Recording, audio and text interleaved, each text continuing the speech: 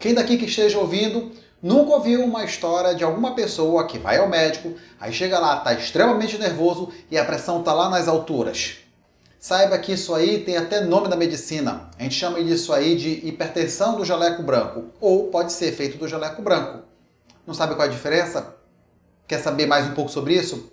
Continue assistindo o vídeo que eu vou te explicar aqui tintim por tintim de uma forma bem clara para você entender e quais riscos que isso aí pode exercer para a sua saúde.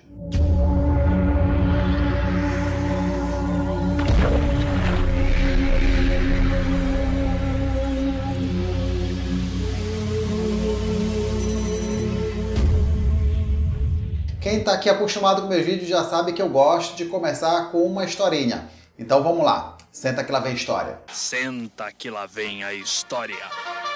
Há muitos anos atrás eu estava no meu consultório, chegou um senhor de idade e ele estava muito, mas muito nervoso. Gente, vocês não têm ideia o tanto que ele estava nervoso. Ele estava tão nervoso que ele estava sentado e estava tremendo. Aí eu fui verificar a pressão dele estava 24/14. Claro que isso na hora dá um susto, né? Nossa, 24/14? Ah, mas aí eu digo, esse paciente, será que realmente é hipertenso? Eu perguntei, mas vem cá, sua pressão em casa, eu tenho costume de verificar? Não, doutor, eu tenho lá em casa, a minha pressão é normal, é 12/8, 11/7.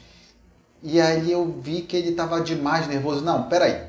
Aí eu peguei, passei para ele um exame chamado de MAPA, monitoramento ambulatorial da pressão arterial. Coloquei nele e disse, ó, vá para casa. Cara, tem que ter muita coragem para fazer isso, né? Quem que manda para casa uma pessoa com uma pressão de 24/14? Mas assim, por que eu fiz isso? Eu não sou nenhum responsável. O paciente me fala, aqui em casa a pressão dele dá normal. Chega comigo no consultório. O paciente está nervoso, está suando no meu consultório, que está com ar-condicionado tremendo. Tem coisa errada aí. É verdade. Quer dizer, às vezes não. Dito e feito. No dia seguinte ele voltou comigo, fui ver o exame dele. A pressão dele em casa, média, 11/7. E é interessante, logo no começo, a pressão dele tá lá nas alturas. Ele sai da clínica, a pressão vai caindo, caindo, caindo, caindo, caindo. Depois estabiliza. Aí quando ele vai voltando para a clínica, a pressão de novo sobe, sobe, sobe, sobe, sobe.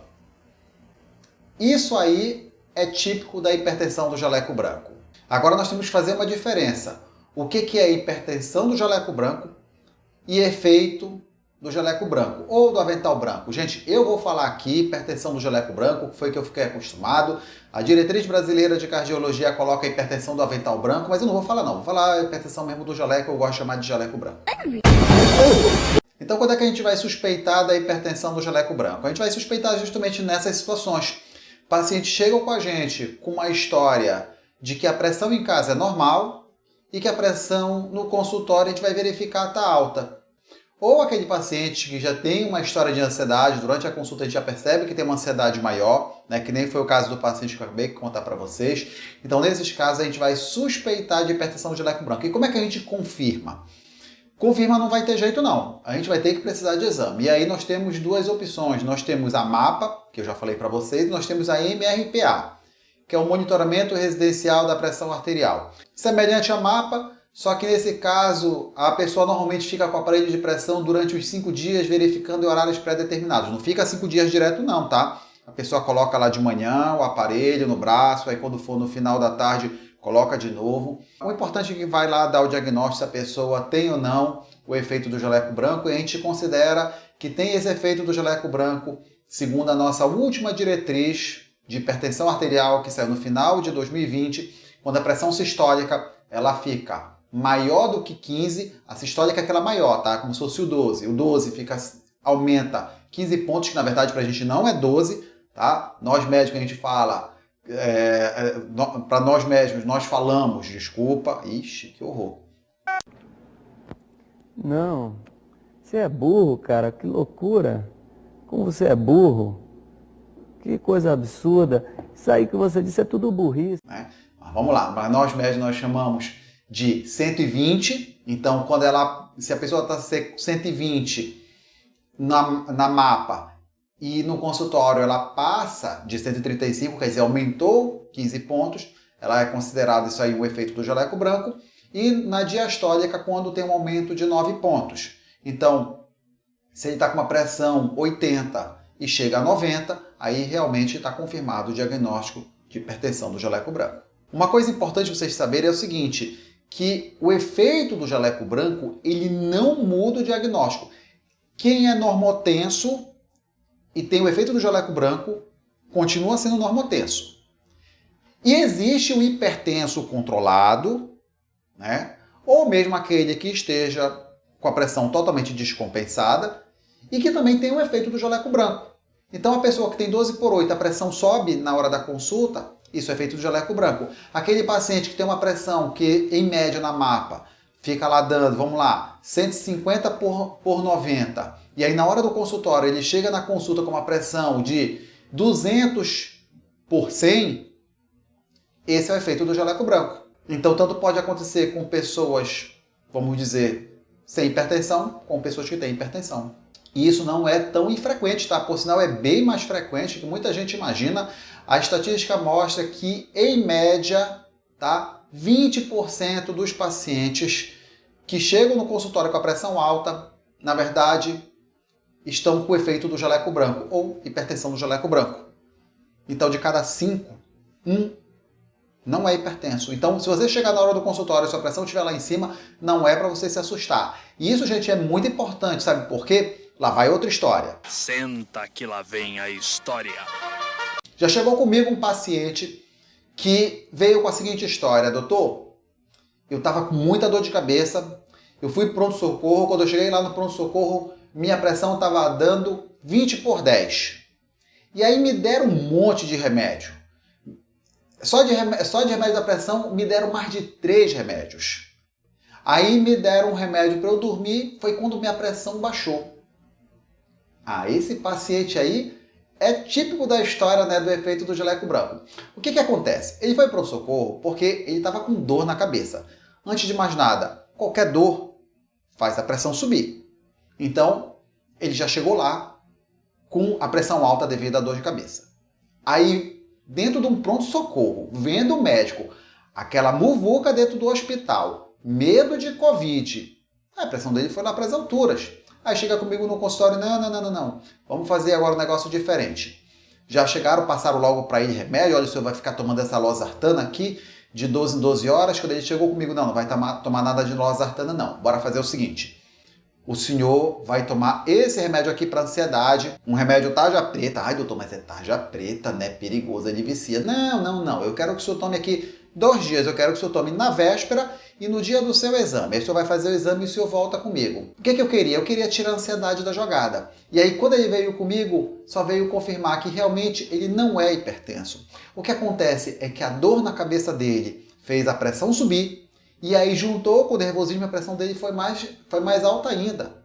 E aí ele podia acabar ganhando o diagnóstico de hipertensão, ia ficar tomando remédio pro resto da vida, e nem tinha necessidade. E olha que eu já peguei uma paciente minha, e lá veio outra história. Pô, cara, de novo, cara! Pô, cara! Não aguento, cara! Já peguei uma paciente minha que estava usando remédio para pressão há 7 anos e nunca foi hipertensa. Justamente por causa de uma história igual a essa. Então, se já aconteceu de você ir para o socorro, sua pressão está alta, não quer dizer que você seja hipertenso, tá? O paciente hipertenso é quem tem a pressão frequentemente alta. Mas também nem tudo são flores, né? Não quer dizer que, então maravilha, eu tenho só hipertensão do jaleco branco, então não preciso me preocupar. Não é isso não.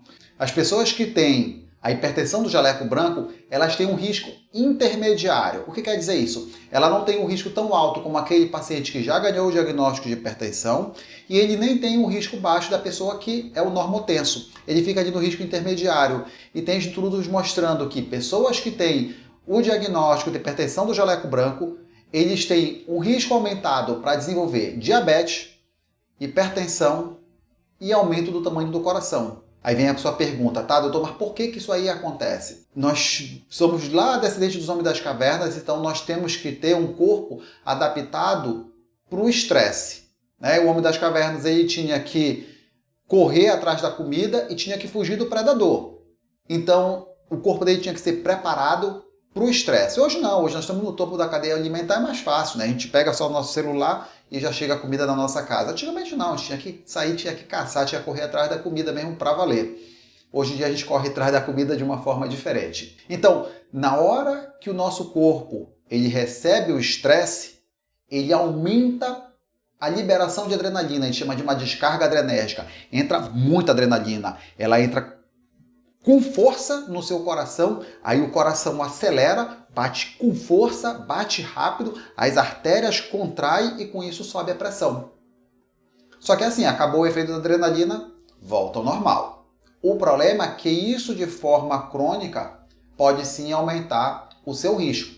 E aí é aí que você tem que controlar a sua ansiedade. Então vamos falar agora um pouco sobre tratamento para isso. Você já percebeu que o foco principal aqui é tratar ansiedade. E aí logo quando eu falo para o paciente que tem que tratar a ansiedade, aí a gente fala logo assim, não doutor, mas eu sou assim. Aí isso aí me lembra uma coisa que a minha irmã Rejane me ensinou. Ela falou assim, que isso aí é a síndrome Gabriela. Eu nasci assim, eu cresci assim, eu sou mesmo assim, eu vou ser sempre assim, Gabriela, né? O pessoal das antigas aí consegue lembrar. Não lembrou, não?